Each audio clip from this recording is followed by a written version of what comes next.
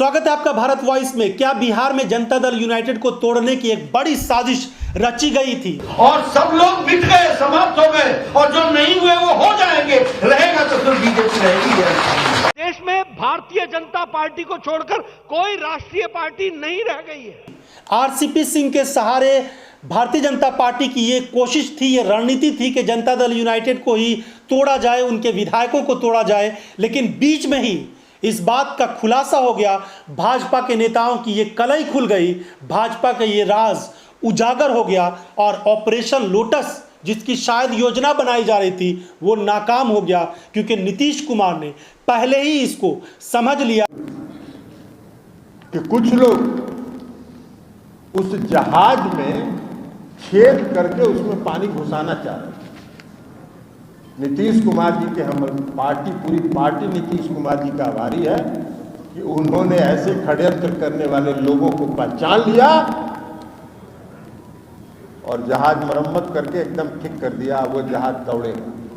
अब देखिए नीतीश कुमार को तोड़ने की कोशिश किस माध्यम से हो रही थी। जिस तरीके से महाराष्ट्र में एकनाथ शिंदे को मोहरा बनाया गया, उसी तरीके से बिहार में आरसीपी सिंह, रामचंद्र प्रसाद सिंह यानी आरसीपी सिंह को मोहरा बना रही थी भारतीय जनता पार्टी।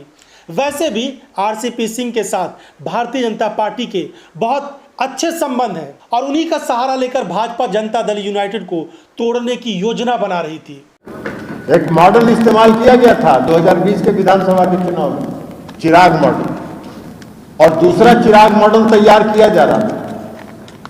लेकिन कभी अगर होगा आगे तब बताएंगे कि षड्यंत्र कहां कहां हुआ और कैसे कैसे हुआ। जनता दल यूनाइटेड को चिराग पासवान के माध्यम से, लोक जनशक्ति पार्टी के नेताओं के माध्यम से डैमेज करने की कोशिश की गई थी और नीतीश कुमार को इसका नुकसान भी उठाना पड़ा।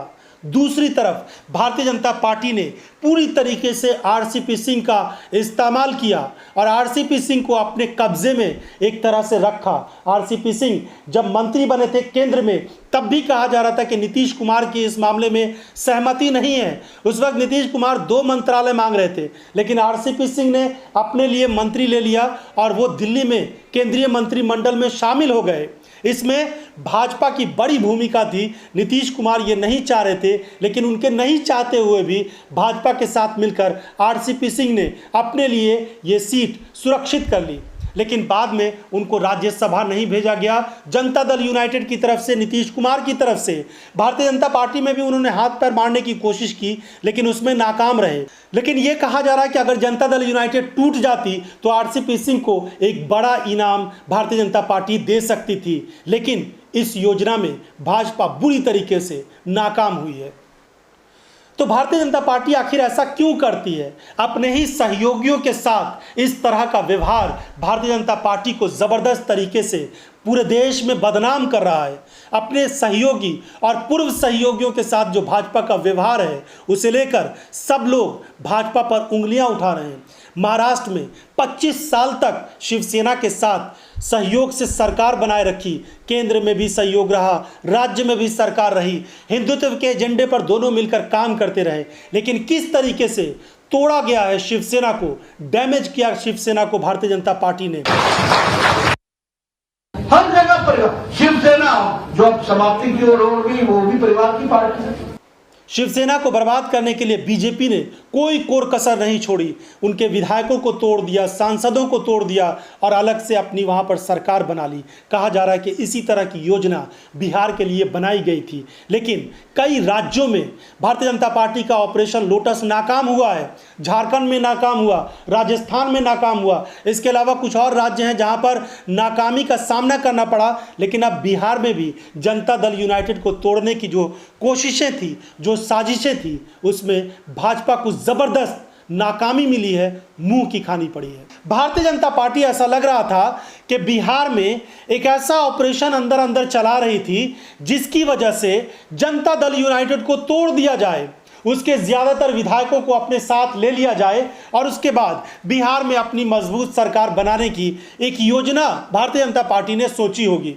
वैसे इस तरह से भाजपा की योजना बनाना और उसको पूरा हो जाना काफ़ी जटिल और मुश्किल प्रक्रिया थी, लेकिन भाजपा ने ऐसा सोचा और ये बात खुलकर सामने आ गई तो अब जेडीयू के नेता नाराज नजर आ रहे हैं। कर मालिक हो जाता है, लेकिन अब वो भी बोल रहे हैं कि डूबता हुआ जहाज है। हम उनको बता देना चाहते हैं आपके माध्यम से कि जनता दल यूनाइटेड डूबता हुआ जहाज नहीं, दौड़ता हुआ जहाज है और आने वाले समय में ये पता चल जाए।